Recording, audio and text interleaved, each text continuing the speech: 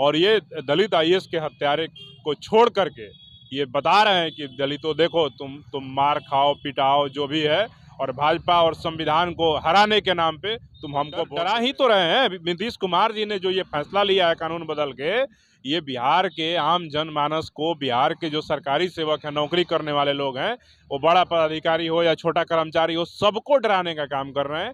और ये बिहार के जो गुंडे हैं, बाहुबली हैं, अपराधी हैं, उनका मनोबल बढ़ाने के लिए ये निर्णय बिहार में बैठे हुए हैं राकेश पासवान। उनके घर पे चढ़ करके 2-4 लोग मिल करके उनको गोली से छलनी कर देते हैं, उनको मार देते हैं। तो अब शिवानंद तिवारी जैसे लोग कहेंगे कि वो घर में क्यों बैठे थे, घर में क्यों बैठे थे? घर में तो आपके घर में जाके बैठेंगे तब बचेंगे, मुख्यमंत्री जी के घर में जाके बैठेंगे। ये सब बेहुद्दा वाला बयान है। मुझे डीएम की हत्या के मामले में आनंद मोहन की फांसी की सजा होती है और फिर इसके बाद से उनकी फांसी की सजा को उम्र कैद में बदला जाता है। और अब नीतीश सरकार यानी कि बिहार सरकार की तरफ से जेल मैनुअल नियम में ये संशोधन करके कानून को बदलकर उनके बाहर आने का रास्ता साफ कर दिया जाता है और आज आनंद मोहन जेल से रिहा हो गए हैं। और इस मामले में जो दलित एक्टिविस्ट है, जो दलित नेता है, वो सोशल मीडिया पे एक ट्रेंड चला रहे हैं, केवल दलित नेता ही इस समय खुलकर बोल रहे हैं। और उसी में से एक दलित नेता हमारे साथ मौजूद है, अमरज्योति, जो इसके यानी कि आनंद मोहन मामले में पटना हाई कोर्ट में PIL दाखिल कर दिए हैं। और अमरज्योति साहब, पहला सवाल यही कि आनंद मोहन की जो रिहाई हुई है, क्या ये सच में जिस प्रकार से सरकार का तर्क है कि वो सजा काट चुके हैं, उनका जो व्यवहार है वो सही है और इसलिए हमने माफ़ कर दिया है सजा, क्या ये तर्क है या फिर वोट बैंक की राजनीति है? पूरी की पूरी वोट बैंक की ही राजनीति है। और नीतीश कुमार ने पूरे देश के दलितों का अपमान किया है। एक गरीब घर का दलित बच्चा जो पढ़ लिख करके मेहनत के दम पे यूपीएससी के टॉप लेवल का परीक्षा पास करके डीएम बनता है, और उसकी हत्या करने वाले जो भी लोग हैं उनकी रिहाई का रास्ता साफ कर देना सीधे तौर पे दिखाता है कि बिहार की जो सरकार है ये दलित विरोधी है। और ये दलित आईएएस के हत्यारे को छोड़ करके ये बता रहे हैं कि दलितों देखो तुम मार खाओ पिटाओ जो भी है, और भाजपा और संविधान को हराने के नाम पे तुम हमको वोट देते रहो। तो ऐसा अब होने वाला नहीं है। पूरे देश का दलित समाज आक्रोशित है और ये प्रधानमंत्री बनने का जो सपना देख रहे हैं, इनका सपना ये सपना ही रह जाएगा।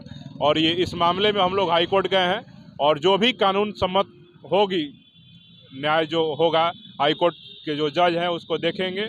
अगर इस मामले में संभव होगा, अगर कानून में ऐसा होगा, तो मुझे जहां तक उम्मीद है कि ये फिर से वापस जेल में जो भी 26-27 लोग छूटे हैं, सब लोग वापस से जेल में जाएंगे और इस आदेश को बिहार की सरकार को वापस लेना पड़ेगा। अच्छा, आपको क्या लगता है कि अगर वोट बैंक की राजनीति होगी तो फिर किसी भी समाज के, अगर किसी नेता की ही हो या आम आदमी की, या जैसे डीएम साहब की हत्या हो गई, तो उन लोग के साथ कैसे न्याय होगा? वोट बैंक की राजनीति पे ऐसे अपराधियों को छोड़ दिया जाएगा?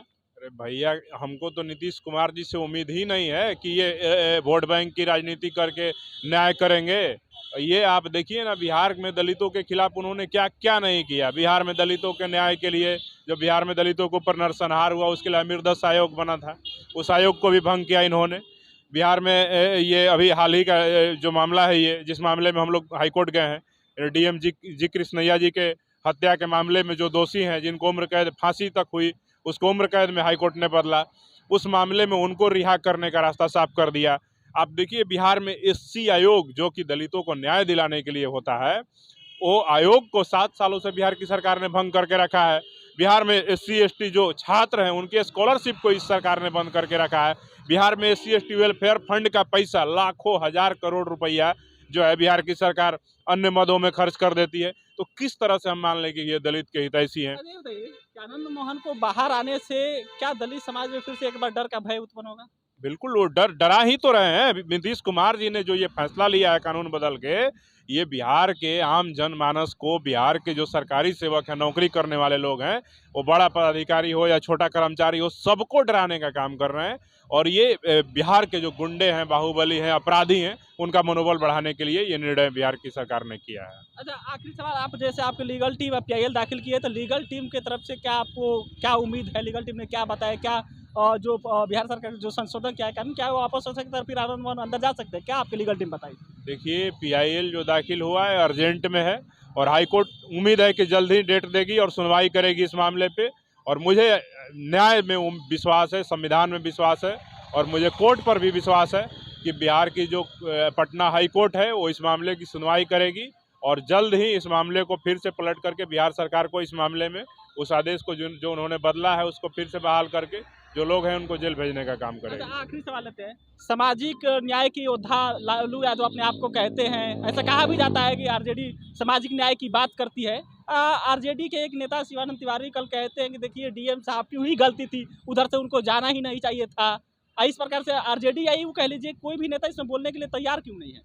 अरे भैया, जिनकी सरकार है वो तो बयान के और निर्णय के समर्थन में ही जो कानून बदला गया उसी के समर्थन में न बोलेंगे, उससे आप कैसे उम्मीद करते हैं। और शिवानंद तिवारी जी का जो बयान है कि डीएम साहब उस रास्ते से गए इसलिए उनकी हत्या हो गई, तो कोई व्यक्ति जानता थोड़ी है। पूरे बिहार में हम ही घूम रहे हैं, हम यहाँ पे खड़े हैं, हम जानते थोड़ी हम यहाँ खड़े हैं तो हमको कोई गोली मार देगा, हमको आके कोई मेरी हत्या कर देगा या हम पे हमला कर देगा। डीएम साहब थे, उनको लगा कि मैं तो सरकारी सेवक हूँ, मेरी कोई गलती नहीं है। और जो शव यात्रा निकाली गई थी, आपको पता होना चाहिए, आप पता कर लीजिए कि जो शव यात्रा जिस व्यक्ति की निकाली गई थी उस व्यक्ति को मारने वाले लोग कौन थे। तो वो जो शव यात्रा में लोग शामिल थे या जो उसको जो नेतृत्व कर रहे थे शव यात्रा का, उनको चाहिए था कि जो अपराधी जो भी लोग उस घटना को अंजाम दिए थे उनके खिलाफ कोई एक्शन लेने का, न कि मामला है मुजफ्फरपुर का, मुजफ्फरपुर में हत्या हुआ है, आप गोपालगंज के डीएम की हत्या कर दे रहे हैं। ये कौन सा बदला लेने का तरीका है भैया? तो इसमें शिवानंद तिवारी जी का ये बयान जो है शर्मनाक है। इस तरह का बयान नहीं देना चाहिए। बिहार में बहुत लोग इधर उधर घूमते रहते हैं, कोई कहीं भी किसी का हत्या हो जाए तो आप उसको कह दीजिए कि उसको गया ही क्यों। वो घर में, अभी आपको वैशाली की घटना मैं बता रहा हूँ, घर में बैठे हुए हैं राकेश पासवान, उनके घर पे चढ़ करके 2-4 लोग मिल करके उनको गोली से छलनी कर देते हैं, उनको मार देते हैं। तो अब शिवानंद तिवारी जैसे लोग कहेंगे कि वो घर में क्यों बैठे थे, घर में क्यों बैठे थे? घर में तो आपके घर में जाके बैठेंगे तब बचेंगे, मुख्यमंत्री जी के घर में जाके बैठेंगे। ये सब बेहुद्दा वाला बयान है। मुझे नहीं लगता है कि ये एक अच्छे पॉलिटिशियन ऐसा बयान दे सकता है कि डीएम साहब को उधर से नहीं जाना चाहिए था इसलिए उनकी हत्या हो गई, डीएम साहब की गलती है। तो ये शर्मनाक बयान है। शिवानंद तिवारी जी को इस पे सोचना चाहिए कि ये ऐसे बयानों से बचे हों। एक तो बिहार के कोई नेता बोल नहीं रहे हैं, जो दलित नेता चिराग पासवान भी दावा करते वो भी नहीं बोल रहे हैं। उत्तर प्रदेश के पूर्व मुख्यमंत्री मायावती जी बोली भी, तो ये सवाल आनंद मोहन से पूछा गया कि मायावती जिस प्रकार से बोली है तो वो बोल रहे हैं कि हम तो उनको जानते ही नहीं है। अरे मायावती जी के बारे में आनंद मोहन जी क्या बताएंगे? आनंद मोहन जी से मैं कहूँगा कि आप जिस जमात से आते हैं और आप अपने आप को बाहुबली कहते हैं, तो आपका कनेक्शन उत्तर प्रदेश में भी होगा, क्योंकि उत्तर प्रदेश के ही कनेक्शन से बिहार में ब्रिज बिहारी हत्याकांड हुआ था पटना के IJMS में। तो उसमें आप वहाँ के उत्तर प्रदेश के जो अपराधी हैं, गुंडे हैं, उनसे पूछ लीजिए कि मायावती कौन है। वो अच्छे से समझा देंगे आपको कि मायावती कौन है और कौन नहीं है। वो कलावती और मायावती में फ़र्क उनको बेहतर समझ में आ जाएगा।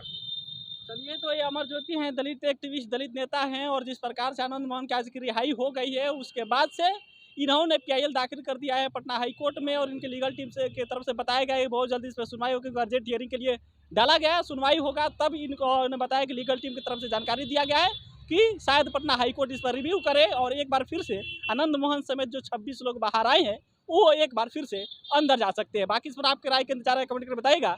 मैं राम सिकंदर अली है, आप बिहार मंच देख रहे थे। बहुत बहुत धन्यवाद।